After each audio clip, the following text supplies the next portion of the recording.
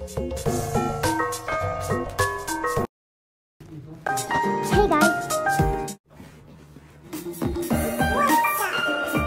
So I know all about the coronavirus, and it's not that good because you have to be trapped at home.